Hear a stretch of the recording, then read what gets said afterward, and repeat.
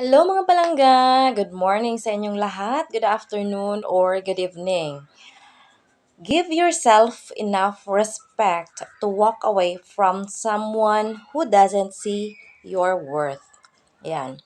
So bilang mga tao dito sa mundo, tinitingnan natin or parang tinetreasure natin or parang ina-after natin kung papaano tayong pahalagahan ng kapwa natin, 'no. 'Yun parang nilu-look forward natin 'yan halimbawa sa friendship natin o sa mga friends natin na kailangan dapat ganito gawin ko dahil masasaktan yung friend ko, ganyan.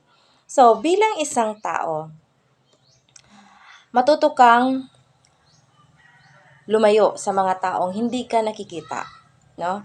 Yung halimbawa, yung kaibigan mo, palagi na lang siya yung iniintindi mo.